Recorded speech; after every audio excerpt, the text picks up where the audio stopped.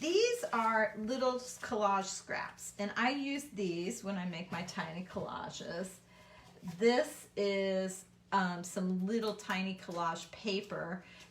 Kristen has some of this at her shop, and Seth sells some of it in his shop.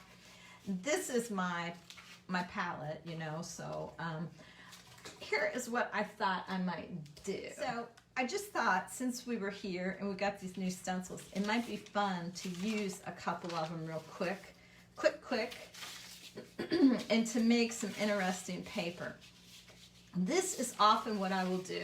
Okay, so this was one of my palette pages, and then it got to the point where I'm like, okay, there's enough going on there, so I pulled it out of my book. So now I will take the palette page and lay it down and put a stencil on top, and I've got, this is all about Seth today, I've got his color Midnight here, and I'm gonna just stencil a little bit of our mashup over top. This is my favorite part of the large stencil, are these little squares. I am very attracted to these right now. These little, they're almost kind of like the Red Cross squares, you know, that you see, except these are a little bit longer, and definitely all about Seth here. So I already like that. I think this is gonna be a really nice collage part. Okay, yum, yum. All right, then let's take a look at this part, this guy. I love these parts through here, right? I also like using the Midnight instead of black. You know, it's kind of fresh sometimes to use a dark color that's not black, and I certainly am a fan of black, but it's also fun to use something else. So I thought that might be kind of fun. Oh yeah, I also like the curve this creates here. This is, the curve is going to be too big for one of my tiny collages, but I think I could use that in something else for sure. And then of course this one. So this one is part of one of my stencils, but we had to do it in a round format because you know how Seth loves his circles, right? So that's what we were thinking on this. And let's maybe put a little bit on here. That might be pretty, huh?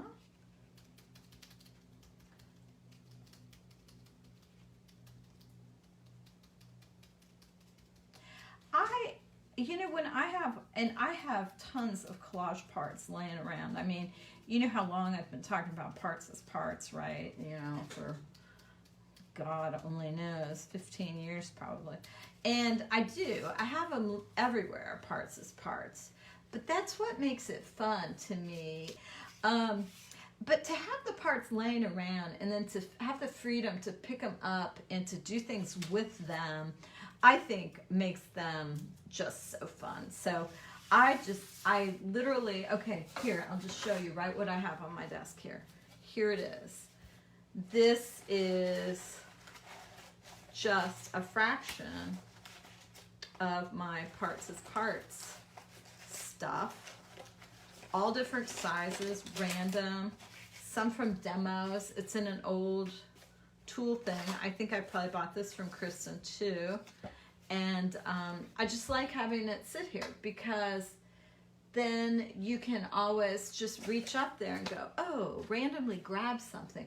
It's the synchronicity of that it really fuels my work, quite frankly. All right, so let's get to it. Let's make a tiny collage. And when I did this in Italy with my group, I was saying to them, what I did that day was I just tossed out a bunch of scraps in the middle of the table. Okay. Oh my gosh, look at this, July 7th, that's my birthday. Oh my God, well, I need to use that. This is what I'm talking about synchronicity, people. It's just you never know what is gonna pop up.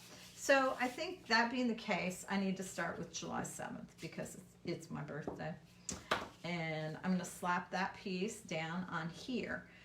Now when I make the tiny collages, I like to have ends that hang off because I think that lends to the overall effect. you know, to have these parts that are just in a little bit unexpected places, and they're not just squares or whatever. This is a long part. I don't know. I don't think I want it that long. So you just tear it off, and you just literally, the idea behind this is to simply play and to add the parts that you think you might want in here. And it's fun. It is really fun to just take these these little bits. I think I might want more of that actually. And to just glue them together.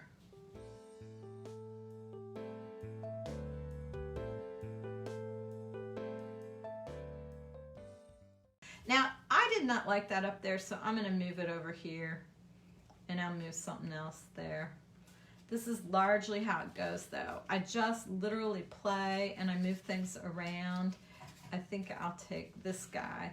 For me, that was a value issue, value changes. It was a dark against dark, and it didn't work.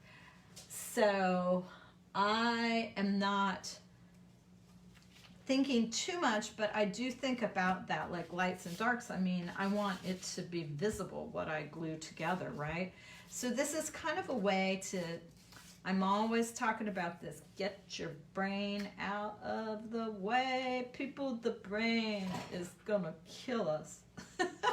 I'm joking, but seriously, the brain just, it jumps in there and tries to tell you what to do, and really your own instincts, I think, are going to guide you better. So that's what I'm talking about in my teaching these days, because that's what I need for myself, and what I need for myself is most frequently what other people need for themselves too.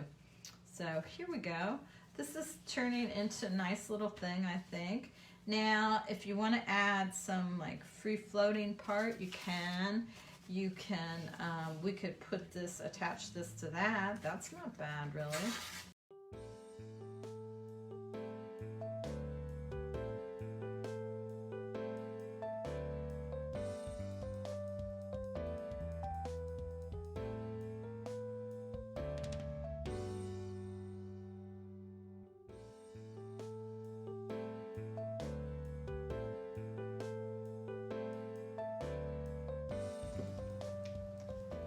I put the little parts in my collage box, my box of tiny collages, and then when I'm journaling, I can easily pick up a part and find something that will fit in with my work.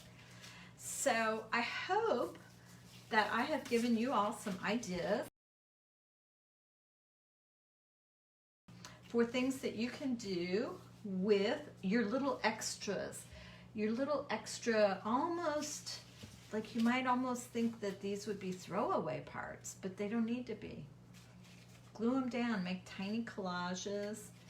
I hope you might join us for Stencil Club this month. It's a lot of fun, and consider going to Ireland with me. There's so much going on. Life is good, you guys. We're going through some tough times, but overall, I think that it's very, very good, and I'm glad to be back and hopefully providing you with some inspiration for your day, and go make some art or have some fun.